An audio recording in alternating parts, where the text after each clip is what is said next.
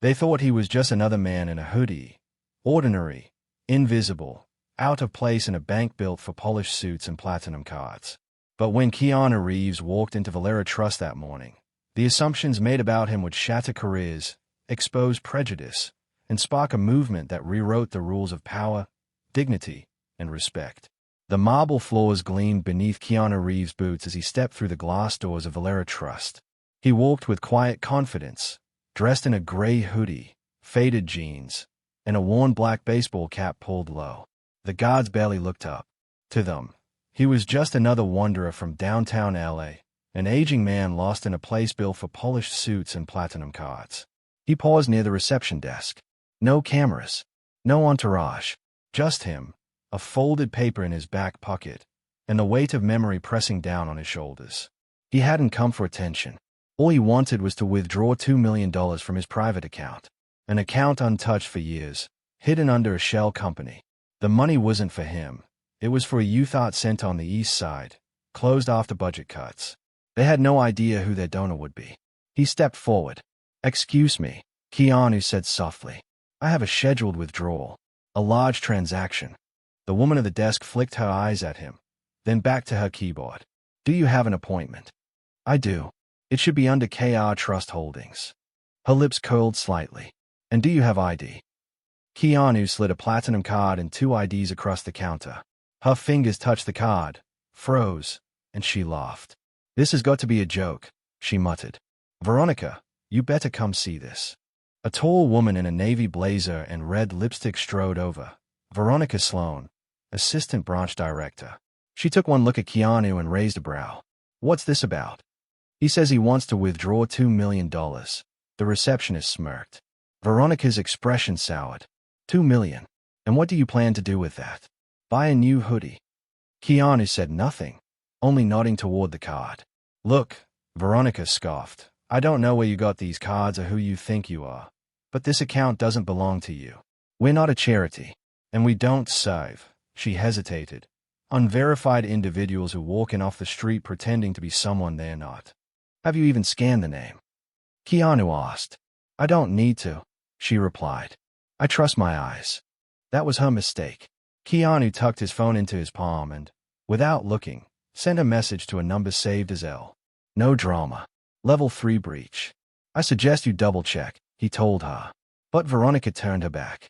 The waiting area grew cold. Customers stared, first curious, then uneasy. A man in a hoodie being scolded like a delinquent didn't belong in Valera Trust's marble silence.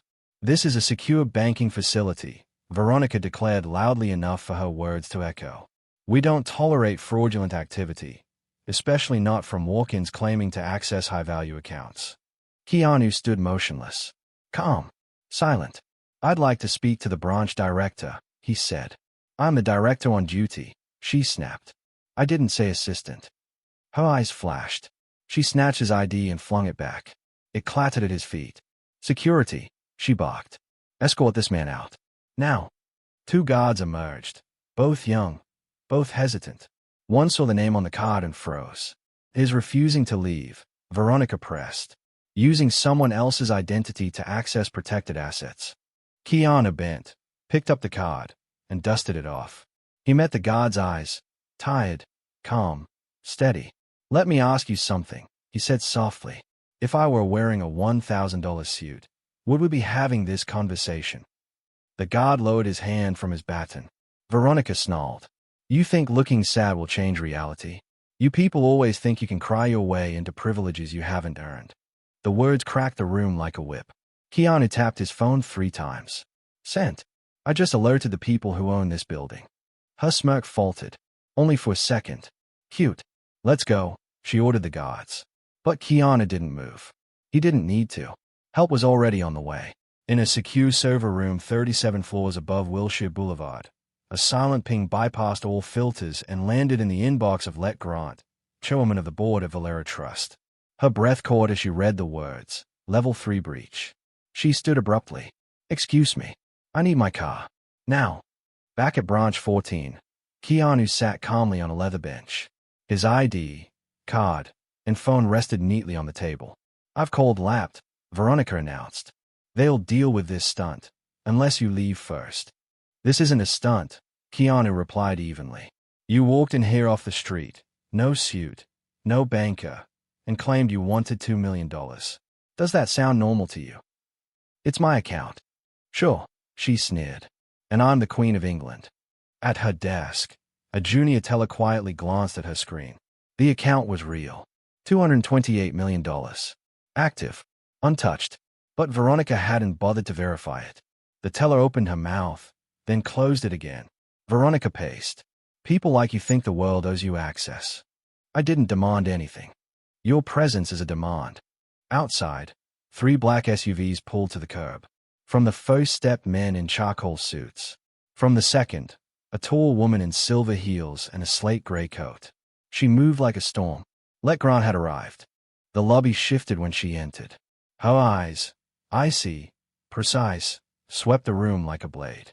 Attorneys and compliance officers followed, but it was Let who silenced the air. Her gaze fell on Keanu. He inclined his head politely. Then she turned to Veronica. Mr. Reeves, she said clearly, I'm so sorry. Veronica blinked. You know him. Let's stare hardened. That man is one of our highest-level clients. He has sat on the advisory board of our parent company for over a decade. And more importantly, he is the rightful owner of the KR Trust account you refused to verify. The account you blocked aggressively, unlawfully, and publicly. The silence spread like spilled ink. Veronica stammered. I thought he was a criminal. Let cut her off. Because of what he was wearing. She stepped closer. You didn't just insult a client. You insulted the institution. You've put this branch at risk, from regulators and from something far worse. What's worse than regulators? Veronica whispered. The press. Let turned back to Keanu and extended a hand. Would you like to complete your withdrawal now, Mr. Reeves, or shall I escort you upstairs? Keanu rose and nodded. I think it's time we talk about more than money. In the manager's conference suite, executives gathered. The security footage played. Keanu calm, respectful, valid ID in hand. Then Veronica, mocking, laughing, throwing his card back, declaring, You people always think you can cry your way into privileges. Let's voice was sharp. This isn't just negligence. It's malpractice. A lawyer paled. If this leaks. It won't. Let interrupted. We'll release it ourselves. Transparency is the only way forward. She turned to Keanu. I can't undo what happened. But I can make sure it never happens again, for you or anyone. Then we start at the top, he said. Agreed. Minutes later, they returned to the lobby. Miss Sloan, Let announced, her voice carrying across the marble. Effective immediately, you are terminated from Valera Trust. Security will escort you out. Gasps rippled through the room. Veronica's face drained. I didn't know who he was.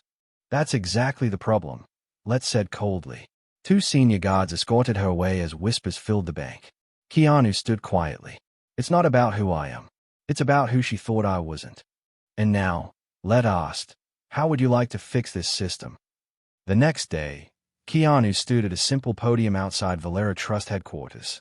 I came yesterday for one reason, to make a private withdrawal for a public cause. I wanted to quietly transfer $2 million to a youth art center in South LA, but the system decided to make a statement for me. He looked into the crowd. I was judged by my clothes, by my silence, by assumptions. That happens every day to people without platform or protection. I just happened to be someone who could fight back. So now I'm doing more than fighting back. He placed a folded sheet on the podium. Today, I'm launching the Listening Fund, a $100 million initiative to root out discriminatory practices in finance. We'll fund legal aid, sponsor real bias training, and build tools to track systemic denial, especially against youth, people of color, and the unhoused. And we'll work with the Treasury on legislation. Because access shouldn't be judged by your shoes. The air went still. Then let's step forward.